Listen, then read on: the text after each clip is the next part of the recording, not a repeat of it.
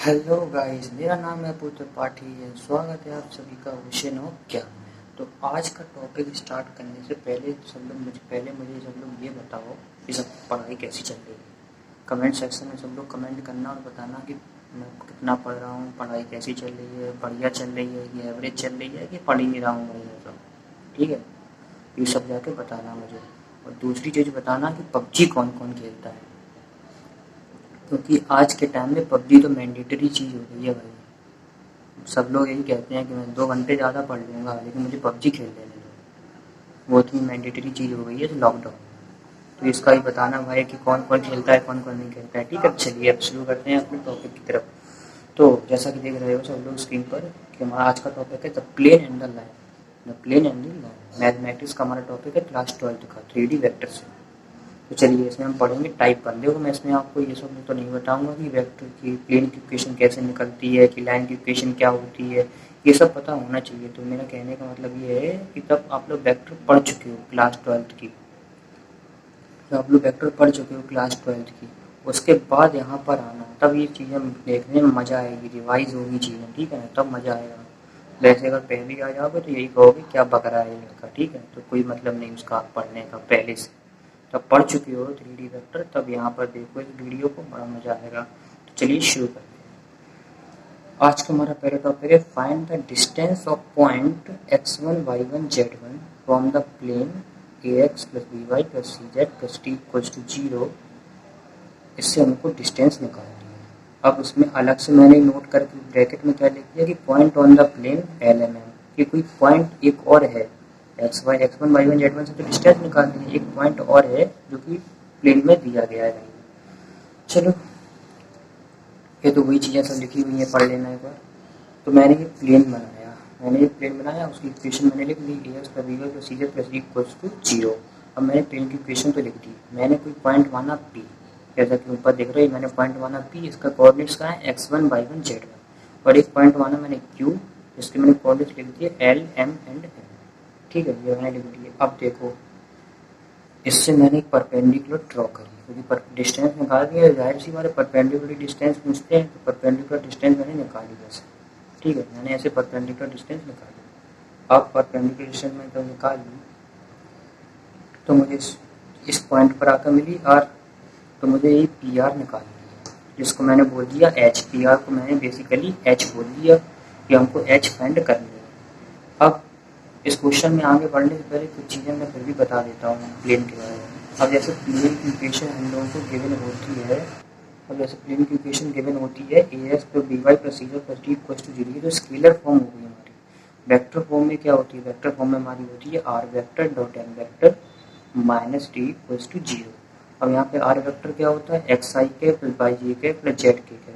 Basically ये x Y Z है ना, ये वेरिएबल पॉइंट्स हैं एक्स वाई जेड, जो कि इस प्लेन पर हर जगह हैं, यहाँ पर यहाँ पर यहाँ पर यहाँ पर यहाँ पर। तो ये उसी का पोजीशन वेक्टर है, एक्स आई के वाई जी के जेड के। वो जो एन वेक्टर है ये नॉर्मल है, नॉर्मल का वेक्टर है।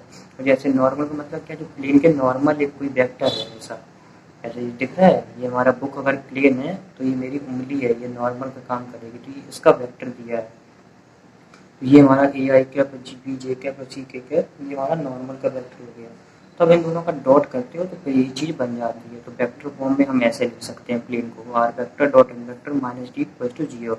अब माइनस डी प्लस डी का भाई थोड़ा होता है, लेकिन इसमें कुछ ज़्यादा डरने वाली बात नहीं है, क्वेश्चन लगाओगे अपने आप समझ में आ जाता है। ठीक है, तो r vector dot N vector minus d equal to 0। चलो इतनी चीज़ समझ में आई होगी। अब बढ़ते हैं आगे। आगे मैंने बढ़ा, अब मैंने देखा कि QP, मैंने QP वेक्टर कोई माना, QP वेक्टर है, QP पर मैंने डिस्टेंस को ये थी, यहाँ से यहाँ डायरेक्शन दी इसको QP वेक्टर को। QP वेक्टर तो आसानी से निकाल लेंगे हम लोगों की, P पॉइंट गिवन होगा, Q पॉइंट गिवन होगा, तो QP वेक्टर या PQ वेक्टर कुछ भी बोल दो, उसको हम आराम से निकाल लेंगे। और नॉर्मल हम लोग को गिवन है N, नॉर्मल हम लोग को गिवन है N। अब N तो हम लोग गिवन है, अब N क्या है, N है जो पैरेलल है PR के, एन है वो पैरेलल है पी आर की। अब कैसे पैरेलल है देख लो, ये परपेंडिकुलर डिस्टेंस मैंने खींची थी, मैंने स्टार्टिंग बताया कि मैंने परपेंडिकुलर ड्रॉ किया है पी से प्लेन पे, और ये जो नॉर्मल है ये भी परपेंडिकुलर ही है। ठीक है, अब नॉर्मल वेक्टर है ये दोनों दूसरे के पैरेलल हुई, हाँ तो ठीक है, मैंने बताया कि ये जो नॉर्मल है ये पी आर के हमारा पैरेलल है, ठीक है। अब ये पी आर के पैरेलल है, मैंने माना कि ये जो क्यू पी है और ये पी आर के बीच का एंगल थीटा है, इन दोनों के बीच का एंगल थीटा है। मैंने नेट कर दिया, मुझे को भी पता है, मैंने नेट कर दिया थीटा एंगल। अब मैं अगर इनको एक्सटेंड करता हूँ तो ये एंगल भी थीटा होगा, राइट।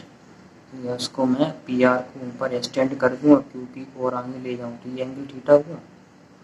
अब अपन लोग जानते हैं, अपनों ने क्लास 8 7 में पढ़ी हुई चीज़ें हैं ये ऐसी कोई दो पैरेलल लाइंस हैं और ये ऐसा कोई लाइन चली गई, ठीक है। तो अगर ये दोनों पैरेलल हैं तो जितना एंगल ये होगा उतनी एंगल ये होगा, करस्पॉन्डिंग एंगल। तो वही चीज़ यहाँ पे है। अब ये तो हमारी पर यही है परपेंडिकुलर है प्लेन के, ये भी परपेंडिकुलर है, नॉर्मल दिया है, या ये मान लो चाहे ये मान लो, तो ये भी परपेंडिकुलर ही है प्लेन के, तो ये दोनों पैरेलल हो गए। तो जितना क्यूपी और पीआर के बीच का एंगल होगा उतना ही क्यूपी और नॉर्मल के बीच का एंगल होगा। बस ये चीज़ समझने वाली है, जितना क्यूपी और पीआर के बीच का एंगल होगा उतना ही हमारा क्यूपी और एन वेक्टर के बीच का होगा। देखो तो क्यूपी और आरपी के बीच का कितना है, थीटा। मैंने ये लिख दिया वर्टिकल एंगल से नीचे वाला भी थीटा, और जितना ये उतना ही हमारा नॉर्मल और क्यूपी के बीच का एंगल थीटा, ठीक है। तो चीज़ समझ में आई होगी। अब समझो आगे कि मैंने किया था in triangle P Q R. अब हम लोगों को पता है एंगल गिवन है, ये भी गिवन है। मैंने देखा कि हमको बेस अपॉन हाई, बेस और हाइपोटेनस की बात यहाँ चल रही है। तो हाइपोटेनस गिवन है, एंगल गिवन है, बेस। तो क्या समझ में आया कि कॉस थीटा लगा दें तो बात बन जाएगी। मैंने कॉस थीटा लगाने की कुछ ट्राई किया यहाँ पर। तो cos theta equals to h upon p q, cos theta equals to h upon p q. अब एच इक्वल्स टू होगा क्या, तो एच इक्वल्स टू यहाँ पर निकला पी क्यू कॉस थीटा। अब एच यहाँ पे क्या निकला, एच यहाँ पे निकला पी क्यू कॉस थीटा। अब इसके आगे समझो कि अब इसको वेक्टर फॉर्म में हम कैसे कन्वर्ट करेंगे, वेक्टर फॉर्म में कैसे कन्वर्ट करेंगे। तो मैंने अपनी तरफ से मैग्नीट्यूड ऑफ एन वेक्टर का मल्टीप्लिकेशन करा दिया दोनों साइड, LHS में भी RHS में भी। तो तब मैंने ये कराया, तो देखो आगे क्या हुआ, H multiply N magnitude of N vector equals to P Q का मैग्नीट्यूड एन का मैग्नीट्यूड कॉस थीटा। तो ये हमारा क्या बना, अगली लाइन देखो, H equals to Q P vector या P Q vector dot N vector upon magnitude of N vector, upon magnitude of N vector. तो तुम इतनी चीज समझ लो कि और करके तुम ये भी लिख सकते हो, magnitude of p Q vector dot N vector upon magnitude of N vector, ठीक है ना। तो इसमें कोई ये वाली बात नहीं है कि ये पी क्यू वैक्टर क्यों लिया, क्योंकि कुछ भी ले लो, मॉड लगाए कोई फ़र्क नहीं पड़ेगा, ठीक है। बस यही इस फॉर्मूले में था कि हमको डिस्टेंस अगर निकालनी है तो क्यू पी क्यू वैक्टर निकालो, वो निकालना आता ही होगा। पी क्यू वैक्टर कैसे निकालते हैं, क्यू पी वैक्टर कैसे निकालते हैं, दोनों के कोऑर्डिनेट हम लोगों को दिए गए हैं, ठीक है। तो ये तो निकाल ही लोगे आराम से। थीटा बेसिकली गिवन होगा और नॉर्मल हम लोग प्लेन से निकाल लेंगे। निकालने का तरीका मैंने बता दिया है कि इतने को तो अलग रख दो, इतना जो ए एक्स बी वाई और सी जेड है इसमें एक्स एक्स को अलग वेक्टर बना दो एक्स वाई जेड का, और ए बी सी का अलग वेक्टर बना दो, तो ए बी सी का वेक्टर होगा, बस वही हमारा एन वेक्टर होगा। तो बस यही एन वेक्टर, मैंने मैग्नीट्यूड ऑफ एन वेक्टर, और वेक्टर का मैग्नीट्यूड तो पता हो गई सबको, निकालना आती है, पर उसकी कोई टेंशन वाली बात है नहीं। तो ये हमारा टाइप फर्स्ट हो गया कि कैसे टाइप फर्स्ट में हम ये निकालेंगे पूरा सिस्टम इसका कि एच की डिस्टेंस कैसी होगी। तो मैंने बता दिया, मैं mod of Q P vector dot N vector upon magnitude of N vector, ये हमारा फॉर्मूला है। अब टाइप 2 देखो, टाइप 2 बड़ा इंटरेस्टिंग है, मजे आएगी देख के। टाइप 2 बहुत इंटरेस्टिंग है। टाइप 2 में हमारा क्यू पॉइंट हम लोग को गिवन नहीं है। अब उसने पूछा कि अब निकाल के दिखाओ भाई। टाइप 2 में हमारा क्यू गिवन नहीं है। देखो तो एक चीज़ समझ लो, अब यहाँ पे अभी बता देता हूँ। टाइप 1 एक कंडीशनल है कि तब क्यू गिवन हो, और जो टाइप 2 है ये हर जगह वैलिड है, ये कैसे भी लग जाएगा क्योंकि इसमें से पी गिवन है हमको, x1 y1 z1, बस बाकी कुछ गिवन है नहीं, ठीक है। तो चलो शुरू करते हैं, पूरा प्रूफ देखेंगे, फिर मैं आपको शॉर्ट ट्रिक से बता दूंगा कैसे याद करना है इस फॉर्मूले, ठीक है। तो चलो इन स्केलर फॉर्म क्या होती है, equation of line, general equation of line in scalar form क्या होती है, x minus x1 upon A equals to y minus y1 upon B equals to z minus z1 upon C, जब एक point given हो, ठीक है।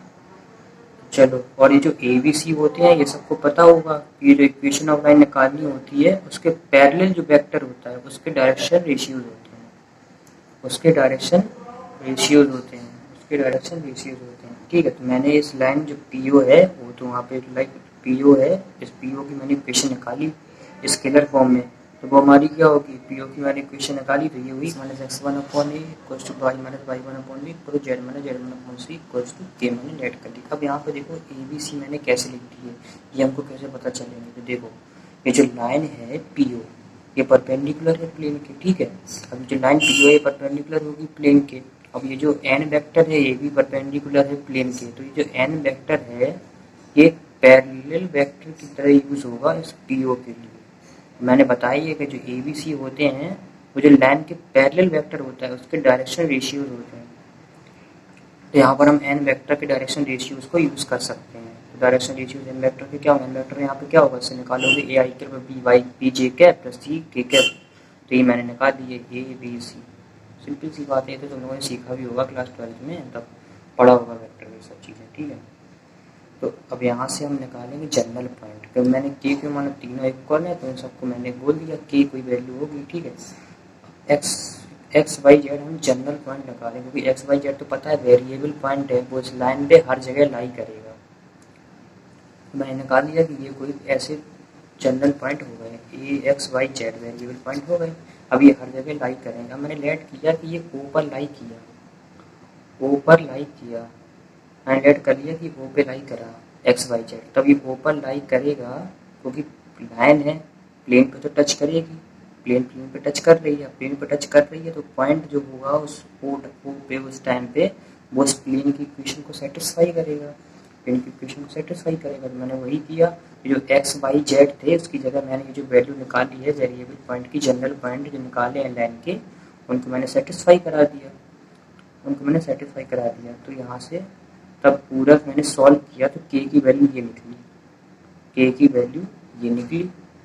अब के की वैल्यू ये निकल गई, मैंने मॉड ले लिया, वो बताऊंगा मॉड क्यों ले लिया, वैसे कोई ठीक है मॉड ले लिया मैंने, मॉड मैंने ले लिया। अब देखो आगे क्या किया, अब आगे क्या किया, अब पी ओ हम लोगों को डिस्टेंस निकाली, पी ओ को तो निकाल दी। अब मैंने कब क्लास 10th 11th में पढ़ा होगा कि डिस्टेंस बिटवीन टू पॉइंट्स कैसे होती है, under root x2 minus x1 का whole square plus y2 minus y1 का whole square plus z2 minus z1 का होल स्क्वायर।